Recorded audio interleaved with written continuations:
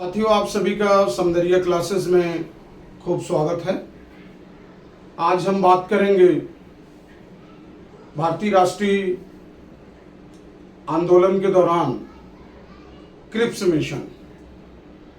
Cripps mission भारत आया, अपने साथ भारतीयों के लिए क्या सौगात लेके आया और कहां तक इस मिशन के आगमन का जो उद्देश्य था वो पूरा हुआ, इस पे हम चर्चा करेंगे।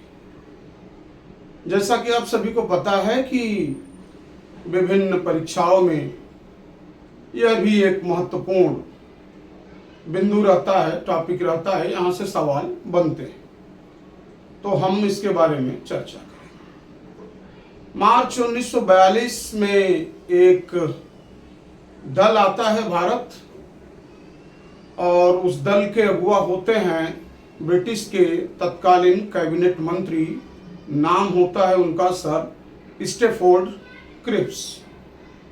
वो कुछ सौगात लेके भारत आते हैं भारत के नेताओं का विश्वास प्राप्त करने के लिए। वजह थी द्वितीय विश्व युद्ध का अपने चरम पे पहुंचना। द्वितीय विश्व युद्ध की शुरुआत जब 1939 में होती है, तब बिना किसी भारतीय नेता से विचार विमर्श किए, न तो किसी प्रांत में स्थापित प्रांतीय सरकार से चर्चा किए बगैर अंग्रेजों ने भारत को युद्ध में झोंक दिया। 1942 आते आते मित्र राष्ट्रों की भी स्थिति खराब होती चली गई। मित्र राष्ट्रों से मेरा आशय यह है अमेरिका, रसिया और चीन, और धीरे धीरे जापानी सेना भारत की ओर बढ़ती चली आ रही थी। संसाधनों की भारी कमी थी, महंगाई आसमान छू रही थी, खाने पीने से लेकर तमाम चीज़ों की किल्लत होना शुरू हो गई थी। भारतीयों के भीतर गुस्सा चरम पे था। इसी समय ब्रिटेन की संसद में घोषणा होता है कि भारत एक दल भेजा जाएगा जो इस युद्ध में भारतीयों का समर्थन हासिल करेगा, चाहे वो सैनिक समर्थन हो या फिर संसाधन इत्यादि का समर्थन हो। हालांकि ये कोई अचानक लिया गया फैसला नहीं था। इसके पीछे अमेरिका के राष्ट्रपति फ्रैंकलिन डी रूजवेल्ट और चीन के राष्ट्रपति और इसके साथ रसिया के भी स्टालिन का काफ़ी दबाव था ब्रिटेन के प्रधानमंत्री विंस्टन चर्चिल पे कि एक दल भारत भेजा जाए और भारतीयों का विश्वास हासिल करे, और जिससे कि हम युद्ध को मजबूती से लड़ सके। और साथ ही साथ जापान की सेनाएं धीरे धीरे भारत के उत्तर पूर्वी हिस्से में बढ़ती चली आ रही थी, खतरा सामने था।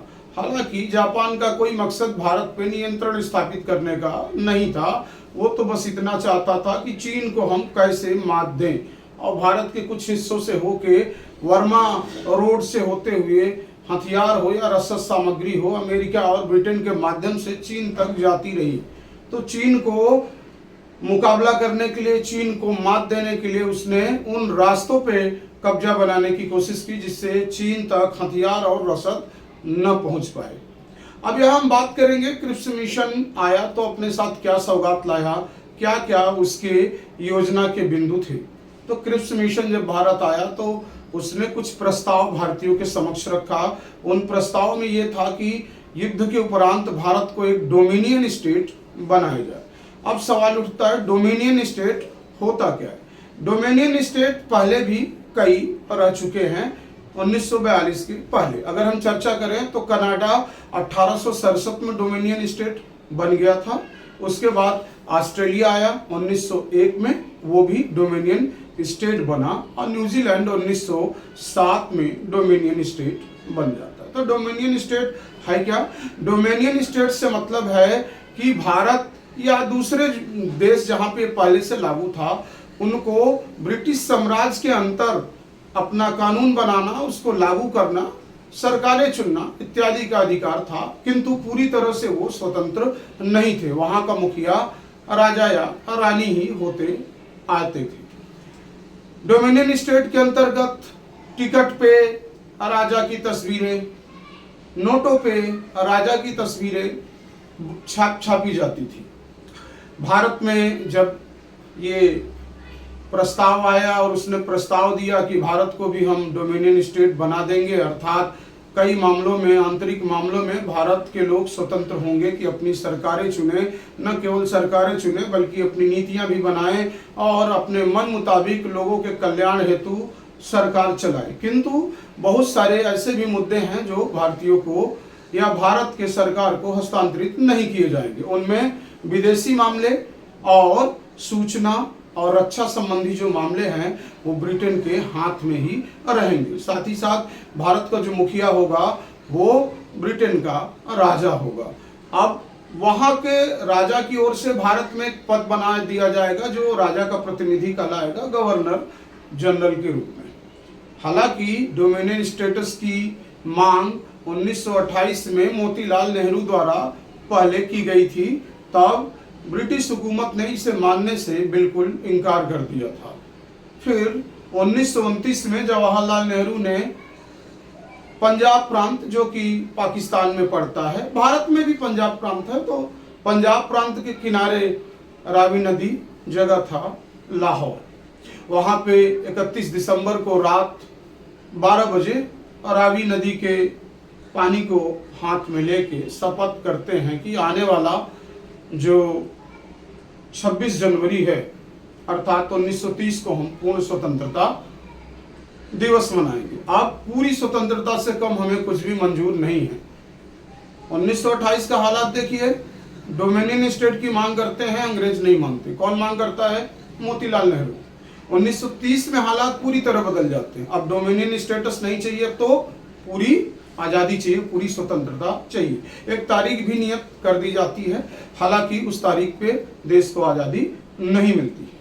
लेकिन हालात देखिए, इतिहास खुद को दोहराता है। मार्च 1942 में स्टैफोर्ड किर्श भारत आते हैं और भारतीयों को लुभाने के लिए एक प्रस्ताव पेश करते हैं कि भारत को डोमिनियन स्टेटस का दर्जा दे दिया जाएगा। वो दर्जा तब मिलेगा जब युद्ध पूरी तरह समाप्त हो जाएगा। इस बात से नाराज भारत के कई नेता इस प्रस्ताव का विरोध करते हैं। उसमें गांधी जी स्पष्ट विरोध करते हुए कहते हैं कि यह एक ऐसा बैंक है जो कि नष्ट होने जा रहा है और एक ऐसे चेक की बात हो रही है जो उत्तर तिथि है, पोस्ट डेटेड है, आज कुछ लेना देना नहीं है, वो बाद में, मतलब अभी डोमिनियन स्टेटस से भी कोई लेना देना नहीं है।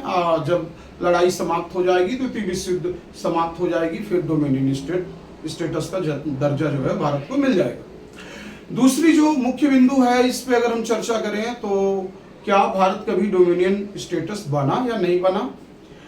तो अगर देखते हैं तो भारत कभी डोमिनियन स्टेटस नहीं बना, लेकिन हाँ कुछ समय के लिए डोमिनियन स्टेटस जैसा प्रारूप भारत में भी था। वो वक्त था 1947 से 1950 तक। वजह ये थी कि देश को चलाए जाने के लिए एक संविधान की जरूरत होनी थी, लेकिन भारत के पास ऐसा कोई संविधान उपलब्ध नहीं था। तो जॉर्ज छठवें उस समय राजा होते थे ब्रिटेन के, उनकी ओर से एक गवर्नर जनरल भारत में नियुक्त हुआ करता था। तो पहले गवर्नर जनरल के रूप में माउंटबेटन ने काम किया और बाद में दूसरे और अंतिम गवर्नर जनरल जो कि भारतीय थे, सी राजगोपालाचारी, जिन्हें लोग राजा जी के नाम से भी जानते हैं, उन्होंने भी गवर्नर जनरल के रूप में काम किया। और उस समय जो शासन चलाया गया भारत का, भारत शासन अधिनियम 1935 के नियमों के अधिनियम के अनुसार चलाया गया। तो डोमिनियन स्टेटस का दर्जा कुछ समय के लिए भारत में भी रहा, जो कि 1947 से 1950 के बीच संविधान के न होने की वजह से था। और दूसरी वजह इसमें थी कि चुनाव भी नहीं हुआ था। चुनाव तो 51-52 में संपन्न हुआ है, पहला आम चुनाव। तो आप सभी को पता है कि 26 जनवरी 1950 के पहले तक भारत की स्टेटस डोमिनियन स्टेटस थी।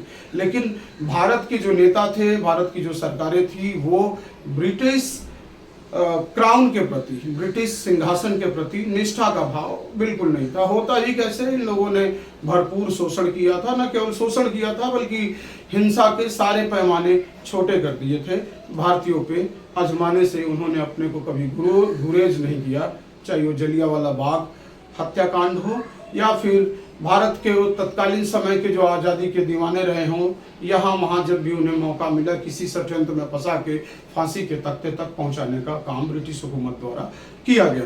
बहरहाल क्रिप्स मिशन में जो दूसरी बिंदु थी वो भी अपने आप में थोड़ी सी अजीब है। अजीब इसलिए बोल रहा हूँ कि उसमें यह था कि युद्ध के बाद एक संविधान सभा का गठन किया जाएगा, जिसमें कुछ सदस्यों का चुनाव प्रांतीय सरकारों के माध्यम से होगा और कुछ का नॉमिनेशन या नामित करने का काम देसी रियासत के राजाओं द्वारा किया जाएगा। तो ये दोनों बिंदु में स्पष्ट दिखता है कि एक संविधान सभा बनाई जाएगी, लेकिन इसमें दिलचस्प बात और थोड़ी सी विरोधाभास ये था कि संविधान बन जाने के बाद अगर संविधान को लेके किसी भी देसी रियासत या किसी भूभाग को कोई आपत्ति होगी तो वो ब्रिटेन से अपने लिए एक अलग समझौता कर सकेगा और बाद में वो अपना एक अलग संविधान बना सकेगा। हालांकि ये बात थी भारत के बंटवारे को लेके, जो कि क्रिप्स मिशन में भी झलकती है और हालांकि इसका बीजारोपण हम लोगों ने समझा है मार्ले मिंटो सुधार से 1909 में जो बना था अधिनियम उससे की जा चुकी थी। लेकिन स्पष्ट प्रावधान यहाँ पे कि संविधान बन जाने के बाद अगर किसी को आपत्ति है तो ब्रिटेन से अलग से समझौता करेगा और अपना वो चाहे तो भारत संघ में शामिल रहे या न रहे। ये दो बिंदु, और इसके अलावा अगर हम देखते हैं तो क्रिप्स मिशन में ये भी था कि भारत को किस प्रकार से हम ज़्यादा से ज़्यादा सहूलियतें दे सकें, भारत के जनमानस को कैसे हम अपने पक्ष की तरफ मोड़ सकें, और ये जो लड़ाई का दुष्चक्र चल रहा है, जब संसाधन की भारी कमी है, सैनिक भी काफ़ी दिल दिमाग से नहीं लड़ रहे हैं, तो उनका भी सहयोग प्राप्त कर सकें। हालांकि कई मुद्दों पे वो मुस्लिम लीग पार्टी हो, मुस्लिम लीग पार्टी भी नामंजूर कर देती है क्रिप्स मिशन के प्रस्ताव को, क्योंकि उसका मानना था कि क्रिप्स मिशन में कहीं भी स्पष्ट उल्लेख पाकिस्तान के निर्माण का नहीं है। और भारत के तमाम कांग्रेस के नेता भी इसको एक सिरे से खारिज कर देते हैं।